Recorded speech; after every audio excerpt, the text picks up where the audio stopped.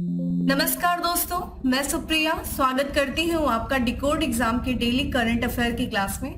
दोस्तों, आज हम अपनी करंट अफेयर की क्लास में डिस्कस करेंगे 5 जुलाई से रिलेटेड करंट अफेयर को। तो चलिए दोस्तों, जल्दी से आप सभी लोग सेशन से जुड़ जाइए, सेशन को शेयर कर दें आप सभी लोग। और जैसा कि मैं उम्मीद कर रही हूँ आप सभी लोग बहुत अच्छे से होंगे, अच्छे से अपनी प्रिपरेशन कर रहे होंगे और इसी के साथ साथ डेली करंट अफेयर की शॉर्ट नोट्स भी बना रहे होंगे और रिवीजन भी कर रहे होंगे। चलिए इसी के साथ क्लास स्टार्ट करूं उसके पहले कहना चाहूंगी कि जल्दी से चैनल को सब्सक्राइब कर लीजिए और बेल आइकन को प्रेस कर लीजिए। इससे आपको चैनल से रिलेटेड हर क्लास की वीडियो का प्रॉपर नोटिफिकेशन मिलेगा और आपकी कोई भी क्लास मिस नहीं होगी। तो दोस्तों, स्टार्ट करते हैं अपनी क्लास। और आज की क्लास में हमारा सबसे पहला प्रश्न है कि केंद्रीय मंत्री सर्बानंद सोनोवाल ने किस राज्य से 75 लाइट हाउस को पर्यटन स्थल के रूप में बदलने का अभियान शुरू किया है? तो आप लोग लाइट हाउस समझ रहे होंगे, ठीक है। तो देश के 75 लाइट हाउस ऐसे हैं जिनको पर्यटन स्थल के रूप में बदलने का निर्णय लिया गया है। इसके लिए एक अभियान चलाया जा रहा है जिसकी शुरुआत केंद्रीय मंत्री सर्बानंद सोनोवाल ने किया है। तो किस राज्य से किया है दोस्तों? ये किया है गुजरात से, ठीक है। Correct answer is B. तो केंद्रीय पत्तन पोत परिवहन और जल मार्ग मंत्री सर्बानंद सोनोवाल ने गुजरात के द्वारका से, ठीक है, देश के 75 लाइट हाउस को पर्यटन स्थल के रूप में बदलने का अभियान शुरू किया है। ये जो शुभारंभ किया गया है दोस्तों, ये गुजरात के द्वारिका, ठीक है, गोपनाथ और वेरावल में पहले 3 जो प्रमुख लाइट थे वहां से इस अभियान का शुभारंभ किया गया है। इस पहल का बेसिकली उद्देश्य क्या है दोस्तों? तो ये जो शानदार संरचनाएं होती हैं, ये जो लाइट हाउस होते हैं जिनका तस्वीर आप स्क्रीन पे देख रहे हैं, इन पूरे जो एक तरीके से ये समृद्ध संस्कृति और हमारे जो है एक तरीके से सांस्कृतिक महत्व को प्रदर्शित करती हैं। और इसी सांस्कृतिक महत्व को एक तरीके से पर्यटन स्थल के रूप में, यानी कि पर्यटन को बढ़ावा देकर के स्थानीय अर्थव्यवस्था को मजबूत करना, यही बेसिकली इसका उद्देश्य, इन 75 लाइट हाउसों को पर्यटन स्थल के रूप में बदलने का उद्देश्य है, ठीक है।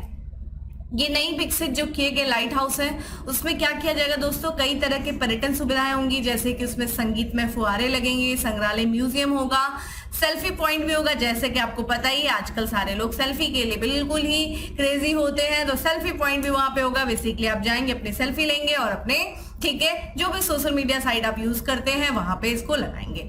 तो हर चीज को ध्यान में रखते हुए इस पूरे जो है लाइट हाउस को सजाया जाएगा, ठीक है, हर एक चीज का ध्यान में रखते हुए। तो ये ध्यान रखिएगा दोस्तों, गुजरात से शुरू किया गया है 75 लाइट हाउस को पर्यटन स्थल के रूप में बदलने का अभियान। आइए इसी के साथ कुछ और भी करंट अफेयर देख लेते हैं। जैसे कि आपको पता है, हम लोगों ने चर्चा किया था कि केंद्रीय मंत्री अमित शाह ने श्रीनगर, ठीक है, जम्मू कश्मीर के श्रीनगर में संस्कृति मंत्रालय द्वारा आयोजित किया गया वितस्ता महोत्सव को संबोधित किया, ठीक है। वितस्ता दोस्तों ध्यान रखेगा, ये झेलम का प्राचीन नाम है, झेलम नदी का प्राचीन नाम है। जिन लोगों को ऋग्वेद जिन लोगों ने पढ़ा होगा, ठीक है, तो उन्हें पता होगा कि वितस्ता जो कि झेलम का प्राचीन नाम है। और इस झेलम महोत्सव का जो आयोजन किया गया है संस्कृत मंत्रालय के द्वारा किया गया है।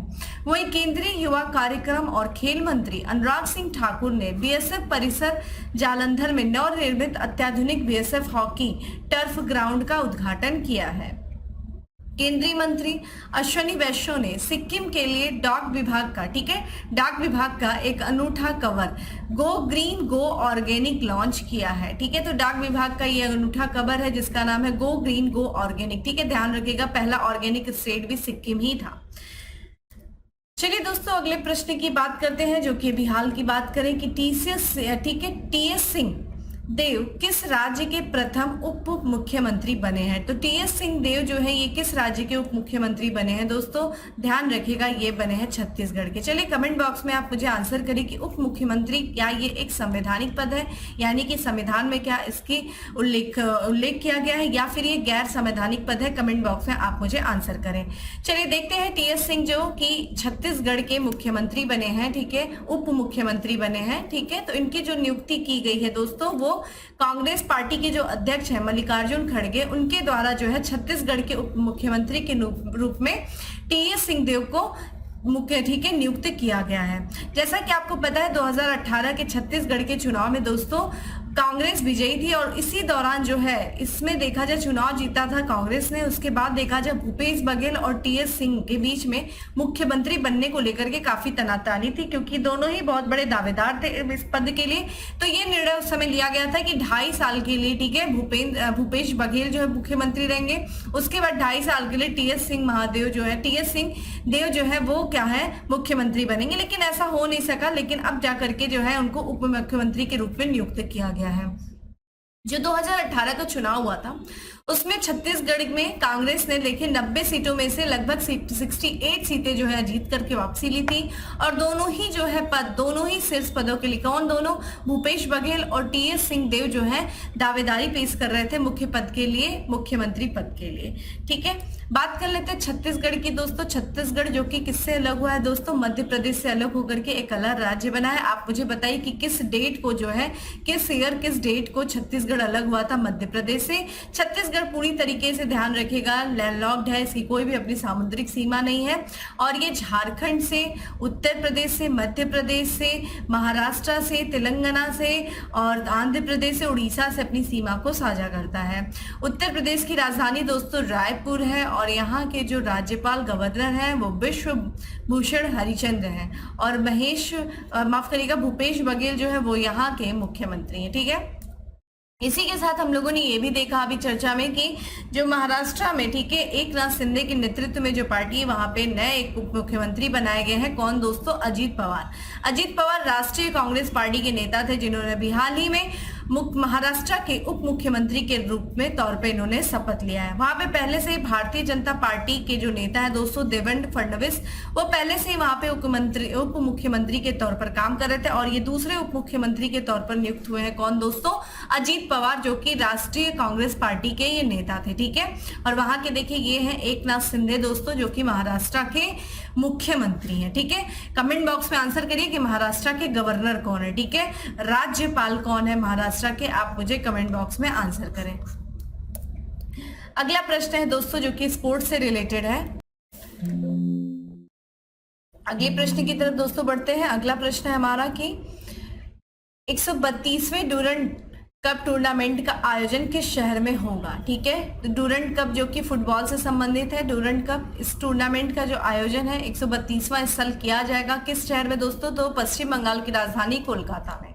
ठीक है, तो भारत के सबसे पुराने फुटबॉल टूर्नामेंट डूरंड कप के 132वें संस्करण के ट्रॉफी टूर को हाल ही में मानेक शॉ दिल्ली कैंट में आयोजित समारोह में हरी झंडी दिखाई गई है। ठीक है, इसे देखा जाए थल सेना अध्यक्ष जनरल मनोज पांडे, वायुसेना प्रमुख air chief marshal V R. Chaudhari और अखिल भारतीय फुटबॉल महासंघ के अध्यक्ष कल्याण चौबे ने हरी झंडी दिखा करके आरंभ किया है। इस टूर्नामेंट की दोस्तों बात किया जाए तो ये अगस्त से लेकर के सितंबर में आयोजित किया जाएगा। 3 अगस्त से लेकर के 3 सितंबर के बीच में कहाँ आयोजित किया जाएगा, कोलकाता में आयोजित किया जाएगा। इस टूर्नामेंट में जो कि 32वां संस्करण होगा दोस्तों, लगभग 24 टीमें भाग लेंगी। इसमें से देखा जाए नेपाल की टीम होगी, भूटान की टीम होगी, बांग्लादेश की टीम होगी। इन टीमों सहित 24 टीम जो है वो भाग लेंगी। बात करें डूरंड कप के बारे में दोस्तों, ये विश्व का तीसरा सबसे पुराना, ठीक है, खेल है। और वहीं देखा जाए तीसरा मतलब फुटबॉल से संबंधित, और एशिया का सबसे पुराना ये फुटबॉल टूर्नामेंट है। ठीक है, डूरंड कप का सर्वप्रथम जो आयोजन किया गया था वो 1888 में किया गया था। डगशाई हिमाचल प्रदेश में इसका सबसे पहला संस्करण आयोजित किया गया था 1888 में। ठीक है, और इस बार 132वां जो है संस्करण का आयोजन किया जाएगा अगस्त से लेकर के सितंबर के बीच में। कहाँ पे दोस्तों, कोलकाता में। ठीक है, अगले प्रश्न की तरफ बढ़ते हैं कि भारतीय नौसेना की एक नौसैनिक जहाज आईएनएस सुनन्या ने किस देश के बंदरगाह का दौरा किया है। तो आईएनएस सुनन्या ने किस देश के बंदरगाह का दौरा किया दोस्तों, मोजाम्बिक का। ठीक है, तो हाल ही में भारतीय नौसेना के एक नौसैनिक जहाज आईएनएस सुनन्या ने वीरा, ठीक है, जो कि बंदरगाह है मोजाम्बिक का, वीरा मोजाम्बिक के बंदरगाह का दौरा किया है, जो अपने समुद्री पड़ोसियों के साथ सौहार्दपूर्ण संबंधों को बढ़ावा देने और सागर क्षेत्र में सभी के लिए सुरक्षा और विकास के दृष्टिकोण को बढ़ावा देने हेतु भारत की प्रतिबद्धता को दर्शाता है। ठीक है, आईएनएस सुनन्या की बात करें तो इसकी तैनाती में मोजाम्बिक तट पर एक संयुक्त विश्लेषण आर्थिक क्षेत्र की गश्त करना भी शामिल है, जो दोनों देशों के बीच सुरक्षा सहयोग को और बढ़ावा देगी। ध्यान रखिएगा, भारत सरकार जो है हिंद महासागर में स्थित जो पड़ोसी देश हैं उनके साथ सौहार्दपूर्ण संबंध स्थापित करने और आर्थिक सहयोग को बढ़ावा देने के उद्देश्य से सन 2015 में मिशन सागर की शुभारंभ किया था। और ये एक जो है यह मिशन सागर की बात करें तो हिंद महासागर क्षेत्र में भारत की रणनीतिक दृष्टि है। इसी के माध्यम से भारत देखिए जो अपने पड़ोसी समुद्रियों के साथ आर्थिक और सुरक्षा सहयोग को सुदृढ़ करना चाहता है और उनकी समुद्री सुरक्षा क्षमताओं के निर्माण में सहायता भी करना चाहता है। कौन दोस्तों? भारत। तो ध्यान रखिएगा, मिशन सागर जो कि हिंद महासागर में स्थित जो देश हैं उनके साथ अपने संबंधों को मजबूत करने के उद्देश्य से 2015 में ठीक है मिशन सागर शुरू किया गया था भारत सरकार के द्वारा। और इसी मिशन सागर के उद्देश्य के तहत ठीक है इसी मिशन सागर के तहत आईएनएस सुनन्या ने मोजाम्बिक बीरा जो कि बंदरगाह है वहां का दौरा किया है। ठीक है, आइए इसी के साथ एक और भी देख लेते हैं क्या था करंट अफेयर। देखिए, हिंद महासागर क्षेत्र के देशों के बीच कोलंबो सुरक्षा कॉन्क्लेव, ये ध्यान रखिएगा कोलंबो सुरक्षा कॉन्क्लेव, कमेंट बॉक्स में आंसर करिए ये कॉन्क्लेव किस वर्ष आया था। की अवसंरचना के अंतर्गत महासागर सहयोग से संबंधित लगभग 35 दिनों की अवधि तक चलने वाले एक ऐतिहासिक कार्यक्रम में बांग्लादेश और मॉरिशस के वैज्ञानिक संयुक्त महासागर अभियान में भाग लेने के लिए 29 जून 2023 को भारत के अनुसंधान पोत सागर निधि पर सवार हुए हैं। ठीक है, कौन कौन से देश के वैज्ञानिक? तो ये मॉरिशस के हैं और बांग्लादेश के हैं। और यहाँ देखा जाए तो यहाँ पे संयुक्त महासागर अभियान है उसमें भाग लिया इन्होंने। ठीक है, और इसके लिए भारत के अनुसंधान पोत सागर निधि पर वो सवार थे। ठीक है, इस अभियान का संचालन जो है किसके द्वारा किया जा रहा है? तो पृथ्वी विज्ञान मंत्रालय के अधीन एक विभाग है केंद्र जिसका नाम है भारतीय राष्ट्रीय महासागर सूचना सेवा केंद्र, उसके द्वारा जो है इस अभियान का ठीक है आयोजन किया जा रहा है। अगले प्रश्न की तरफ बढ़ते हैं दोस्तों। अगला प्रश्न है कि भारत की पहली पुलिस ड्रोन यूनिट किस शहर में लॉन्च की गई है? तो ये किया गया है तमिलनाडु की राजधानी चेन्नई में किया गया है। ठीक है, तमिलनाडु की राजधानी चेन्नई में पुलिस ड्रोन यूनिट को लॉन्च किया गया और ये भारत की पहली ठीक है भारत की पहली पुलिस ड्रोन यूनिट है जिसको अभी हाल ही में चेन्नई में लॉन्च किया गया है। 29 जून को ग्रेटर चेन्नई सिटी पुलिस द्वारा विशाल क्षेत्रों पर हवाई निगरानी और आपराधिक गतिविधियों का तुरंत पता लगाने के उद्देश्य से इस पुलिस ड्रोन यूनिट को लॉन्च किया गया है। ठीक है, यहाँ पे बात करें ये जो नवनिर्मित इकाई है इसका उद्घाटन किया गया है जो पुलिस महानिदेशक और पुलिस बल के प्रमुख हैं शैलेंद्र बाबू ने बेसेंट एवेन्यू अड्यार में जो है इसका उद्घाटन किया है। इस यूनिट की जो स्थापना की गई है वो 2 मंजिला इमारत में की गई है और उसमें 20 से अधिक जो है प्रशिक्षित पुलिस कर्मियों के साथ ये कार्य करेगी। वर्तमान में देखा जाए ये यूनिट जो है ये मरीना और ठीक है एलियट समुद्र तटों के आसपास ड्रोन संचालित किया गया है। ठीक है, तो ये ध्यान रखिएगा कि भारत के पहले पुलिस ड्रोन यूनिट जो लॉन्च की गई है वो चेन्नई में लॉन्च किया गया। ठीक है, अगले प्रश्न की तरफ बढ़ते हैं। अगला प्रश्न है कि हाल ही में 108वें भारतीय प्राणी सर्वेक्षण दिवस के लिए 3 दिवसीय उत्सव कार्यक्रम का उद्घाटन किसने किया है? तो ये किसने किया है दोस्तों? ये किया है भूपेंद्र यादव ने किया है। ठीक है, 3 दिवसीय उद्घाटन कार्यक्रम भारतीय प्राणी सर्वेक्षण दिवस के अवसर पे। तो केंद्रीय मंत्री हैं दोस्तों भूपेंद्र यादव, उन्होंने 108वें भारतीय ठीक है ध्यान रखेगा जो भारतीय प्राणी सर्वेक्षण दिवस के लिए 3 दिवसीय उत्सव कार्यक्रम का जो है आयोजन किया गया और इस कार्यक्रम का जो उद्घाटन किया गया है 1 जुलाई 2023 को कोलकाता में किया गया। ठीक है, तो ये 108वें भारतीय प्राणी सर्वेक्षण दिवस के उपलक्ष्य में जो 3 दिवसीय उत्सव मनाया जा रहा था उसका कोलकाता में उद्घाटन किया गया। इस कार्यक्रम में देखा जाए तो नेचुरल हिस्ट्री म्यूजियम लंदन सहित देश विदेश से 400 प्रतिनिधियों ने भाग लिया है। ठीक है, और यहाँ पे भारतीय प्राणी सर्वेक्षण ने भूटान सरकार, आईआईटी जोधपुर और वर्धमान विश्वविद्यालय के साथ 3 समझौते ज्ञापन पर भी हस्ताक्षर किए हैं इस कार्यक्रम के दौरान।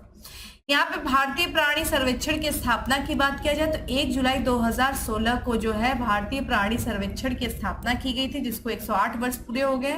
वहीं इसका मुख्यालय देखिए दोस्तों कोलकाता में है और इसकी निदेशक ये पहली महिला निदेशक है भारतीय प्राणी सर्वेक्षण विभाग की धरित्री बनर्जी। ठीक है, डॉक्टर धरित्री बनर्जी।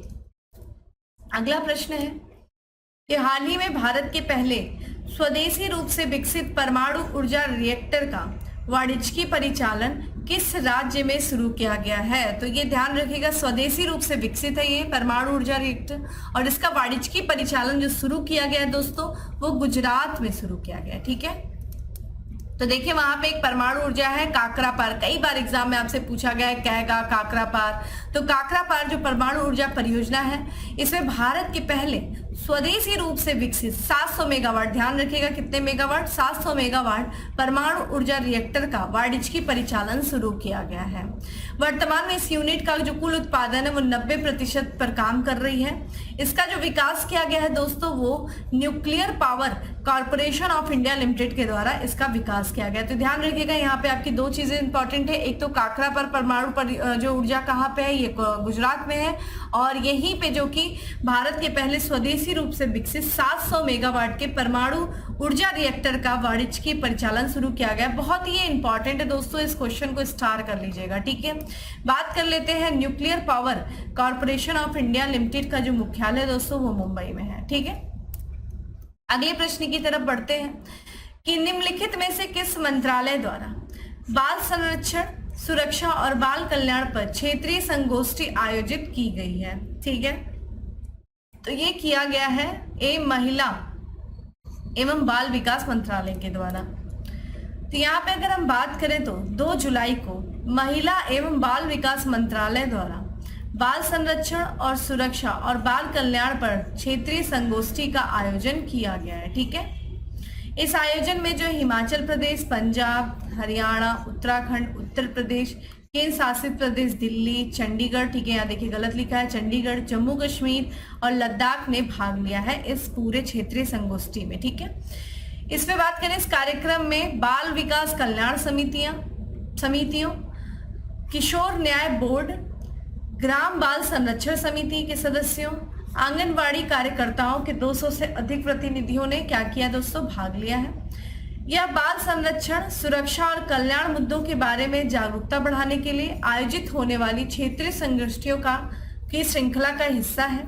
इस कार्यक्रम का मेन फोकस देखिए क्या है, किशोर न्याय अधिनियम नियमों में संशोधन पर रहा है। ठीक है, मेन फोकस। तो ध्यान रखिएगा महिला एवं बाल विकास मंत्रालय के द्वारा बाल संरक्षण, सुरक्षा और बाल कल्याण पर एक क्षेत्रीय संगोष्ठियों ने आयोजन लिया, जिसमें ये निम्नलिखित जो है राज्यों ने भाग लिया। और इस संगोष्ठी में जो प्रतिनिधियों ने लगभग किन किन चीजों पर चर्चाएं की, ये सारे जो है आप देख रहे हैं, ये जो समितियां हैं इन लोगों ने भी भाग लिया। बेसिकली देखा जाए किस चीज में संशोधन था, फोकस किस पे रहा है, तो किशोर न्याय अधिनियम, उनमें जो नियम है उनमें संशोधन पर विशेष फोकस रहा है इस संगोष्ठी का। अगला प्रश्न है दोस्तों दिवस से कि हाल ही में कब विश्व खेल पत्रकार दिवस मनाया गया है? दोस्तों कब मनाया गया है, ध्यान रखिएगा, ये मनाया गया है दोस्तों 2 जुलाई को मनाया गया है। ठीक है, 2 जुलाई को विश्व खेल पत्रकार दिवस मनाया गया है।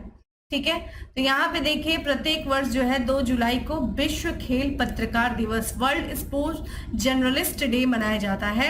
इस दिन देखा जाए तो जो खेल मीडिया पेशेवर है उनकी उपलब्धियों को यह दिवस जो है सम्मान करता है। उन्हें आम जनता के बीच जो खेल के बारे में जो उन्होंने जागरूकता फैलाने का या जो प्रयास करते हैं उसके लिए प्रेरित करता है ये दिवस। ठीक है, कौन सा दिवस, विश्व खेल पत्रकार दिवस। कई समाचार फर्म इस विशेष दिन पर खेल पत्रकारों को सम्मानित करने के लिए विशेष कार्यक्रम की मेजबानी भी करते हैं। ठीक है, तो ध्यान रखिएगा विश्व खेल पत्रकार दिवस 2 जुलाई को मनाया जाता है। यहाँ पे हम बात कर लेते हैं इंटरनेशनल स्पोर्ट्स प्रेस एसोसिएशन। देखिए इसकी स्थापना की गई थी 1924 में। वह इंटरनेशनल स्पोर्ट्स प्रेस एसोसिएशन का जो मुख्यालय है वो है लॉजेन, जो कि स्विट्जरलैंड में एक जगह है, स्विट्जरलैंड के लॉजेन में इसका मुख्यालय। मोस्ट इंपॉर्टेंट, ध्यान रखिएगा इसको। आइए कुछ और भी दिवस की बात कर लेते हैं।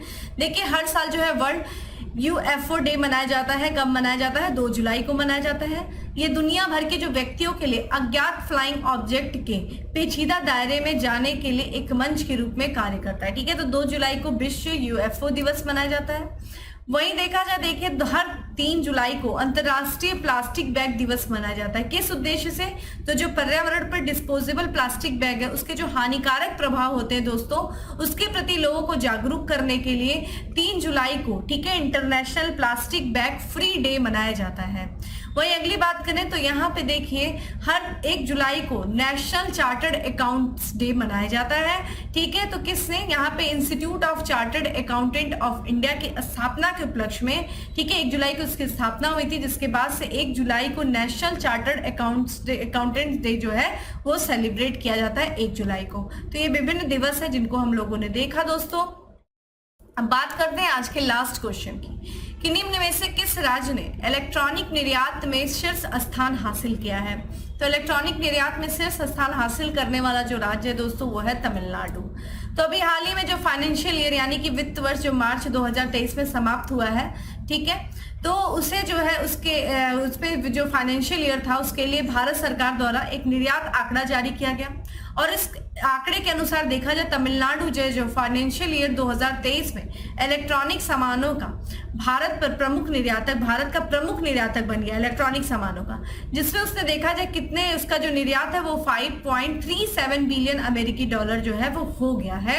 अगर ये बात करें फाइनेंशियल ईयर 2022 की तो उस समय इसका निर्यात मात्र 1.6 बिलियन अमेरिकी डॉलर का, लगभग 3 गुना का वृद्धि किया गया है, तमिलनाडु ने किया है। ठीक है, यहाँ पे 4.90 बिलियन अमेरिकी डॉलर निर्यात के साथ तमिलनाडु के बाद दूसरा स्थान पे कौन सा राज्य है दोस्तों, तो ये उत्तर प्रदेश है। मोस्ट इंपॉर्टेंट ध्यान रखेगा। तो इलेक्ट्रॉनिक्स आइटम्स के एक्सपोर्ट के मामले में देखा जाए तो जो है उत्तर प्रदेश दूसरे स्थान पे है। वहीं तीसरे स्थान पे 4.52 बिलियन अमेरिकी डॉलर के साथ कर्नाटक जो है ये तीसरे स्थान पे है। वहीं बात करें पहली बार देखा जाए तमिलनाडु ने भारत के इलेक्ट्रॉनिक सामानों के अग्रणी निर्यातक के रूप में उभरा है। ठीक है, और इसी के साथ देखा जाए उसने उत्तर प्रदेश, कर्नाटक, महाराष्ट्र को भी पीछे छोड़ दिया है इलेक्ट्रॉनिक सामानों के निर्यात के रूप में। यहाँ पे ये जो इतनी बड़ी उपलब्धि प्राप्त की है तमिलनाडु ने, वो किसने, इसमें तो देखा जाए टाटा इलेक्ट्रॉनिक्स और पेगाट्रॉन जैसी जो कंपनियों के उत्पादन ने तमिलनाडु को इलेक्ट्रॉनिक के क्षेत्र में फाइनेंशियल ईयर में चौथे स्थान से शीर्ष स्थान पर चढ़ने में मदद की है। ठीक है, ये चीज ध्यान रखिएगा। तो दोस्तों ये था आज का हमारा 10 MCQ। अब बात करते हैं दोस्तों फैक्ट्स ऑफ द डे की। फैक्ट्स ऑफ द डे में हमारा सबसे पहला फैक्ट है कि भारत के सॉलिसिटर जनरल के रूप में पुनः नियुक्त किया गया किसे, तुषार मेहता को। वहीं यूके इंडिया अवार्ड में global Indian icon of the year नामित किया गया है, ठीक है, तो मुक्केबाज मैरी कॉम को। वहीं वित्त वर्ष 2023 में भारत का शीर्ष इलेक्ट्रॉनिक निर्यातक बनकर उभरा। देखिए एक क्वेश्चन फिर से रिपीट हो गया, कोई बात नहीं, इससे आपका रिवीजन हो जाएगा। तमिलनाडु दूसरे स्थान पे उत्तर प्रदेश है। अमेरिका द्वारा प्रमाणित विश्व की पहली इलेक्ट्रिक फ्लाइंग कार का नाम क्या है, LF मॉडल A। वहीं देखा जाए भारतीय क्रिकेट टीम के नए मुख्य जर्सी प्रायोजक के रूप में चुना गया है किसे, ड्रीम 11 को। तो दोस्तों ये था आज का हमारा करंट अफेयर। उम्मीद करती हूँ आपको अच्छा लगा होगा। अच्छा लगा है दोस्तों तो लाइक कर दीजिएगा, शेयर कर दीजिएगा। और डेली करंट अफेयर की जो PDF है वो आपको टेलीग्राम ग्रुप पे अवेलेबल है, जिसका लिंक आपको डिस्क्रिप्शन बॉक्स में दिया हुआ है। जाइए डाउनलोड करिए, और ना सिर्फ डाउनलोड करिए बल्कि उसका शॉर्ट नोट्स बनाइए, रिवीजन करिए। दोस्तों फिर मिलते हैं हम अपने अगले सेशन में, तब तक के लिए bye, have a good day, stay safe and stay happy.